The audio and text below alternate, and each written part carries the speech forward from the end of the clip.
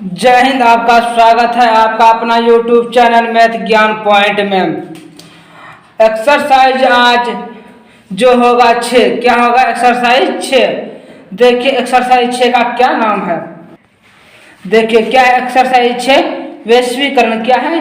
वैश्वीकरण। चलिए इसके प्रश्न पर हम चलते हैं।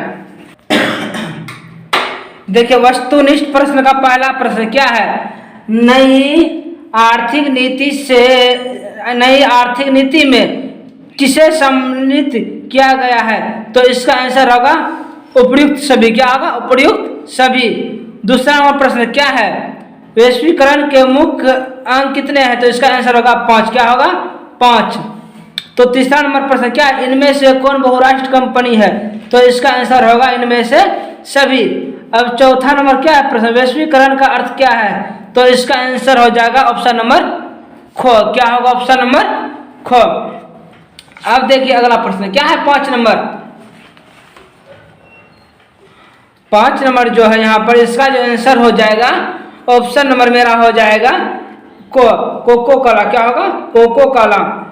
अब देखिए क्या रिक्त स्थानों की पूर्ति करें। इसे पहला देखिए पहला प्रश्न दे रखा है वैश्वीकरण का अर्थ है देश की अर्थव्यवस्था का अर्थव्यवस्था के साथ संयोग। तो इसका आंसर होगा विश्व। क्या होगा आंसर? विश्व। 2 नंबर प्रश्न व्यापार पूंजी तकनीक हस्तांतरण सूचना प्रवाह के माध्यम से देश को बढ़ावा मिलता है। क्या वैश्वीकरण किसको मिलता है? होगा आंसर वैश्वीकरण। क्या बहुराष्ट्रीय कंपनी वैश्वीकरण की प्रक्रिया में देश भूमिका निभा रही? क्या निभा रही है? आंसर होगा मुख्य। क्या होगा आंसर? मुख्य। विदेशी व्यापार विश्व के देशों के बाजारों को देश को का कार्य करते हैं। तो इसका आंसर होगा जोड़ने का कार्य करते। क्या होगा आंसर? जोड़ने का। तो क्या WTO की स्थापना 1995 ईस्वी में की गई? कब किया गया था? 1995 ईस्वी में। अब क्या है? लघु उत्तरी प्रश्न। क्या है? लघु उत्तरी प्रश्न। पहला प्रश्न है वैश्वीकरण से आप क्या समझते हैं? तो इसका क्या है यहाँ पर आंसर? क्या है इसका यहाँ पर आंसर?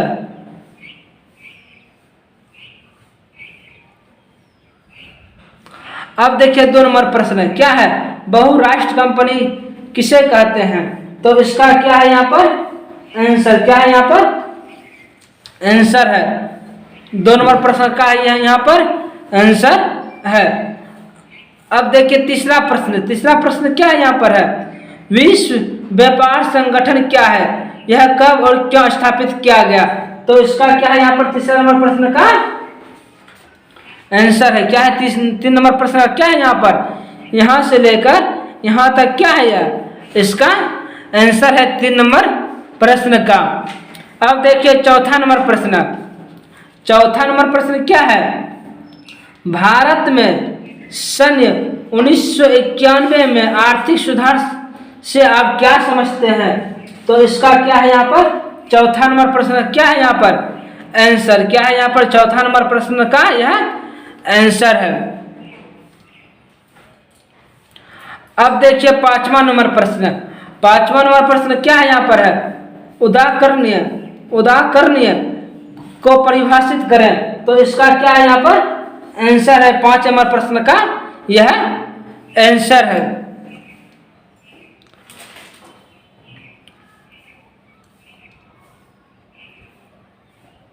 अब देखिए 6 नंबर प्रश्न क्या है?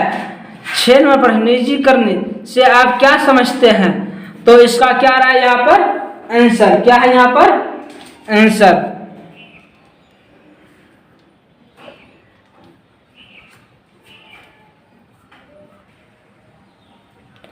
अब देखिए दीर्घ उत्तरी प्रश्न क्या है? दीर्घ उत्तरी प्रश्न पहला है एक बहुराष्ट्र कंपनी द्वारा किस देश में अपनी उत्पादन इकाई लगाने के निर्णय पर किन बातों का प्रभाव पड़ता है? तो इसका आंसर यह रहा। इसका आंसर जो यहाँ पे है तो यहाँ से लिखना है, यहाँ तक, फिर उसके बाद यहाँ तक लिखना है।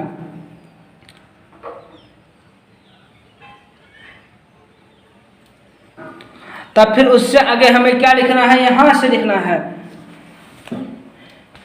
यहाँ से लिखना है। कहाँ से, यहाँ से लिखना है, कच्चा माल से लेकर, कहाँ से, कच्चा माल से लेकर यहाँ तक हमें क्या लिखना है, पूरा लिखना है। तब 1 नंबर का क्या होगा, मेरा पूरा आंसर होगा। अब देखिए 2 नंबर क्या है, वैश्वीकरण का बिहार पर पड़े प्रभाव को बताएं। क्या है, वैश्वीकरण का जो बिहार पे जो पड़ा प्रभाव उसका बोल रहा है बताने के लिए, उसके बारे में। तो इसका आंसर यहाँ पे हो जाएगा। तो इसका आंसर यहाँ से लेकर यहाँ तक इसका क्या है, आंसर है 2 नंबर प्रश्न का।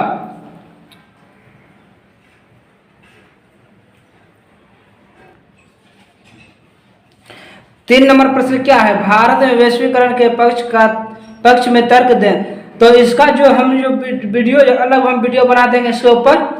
अब देखिए 4 नंबर प्रश्न क्या है, वैश्वीकरण का आम आदमी पर पड़े प्रभाव पर चर्चा करें। तो इसका क्या रहा यहाँ पर आंसर, क्या है यहाँ पर आंसर,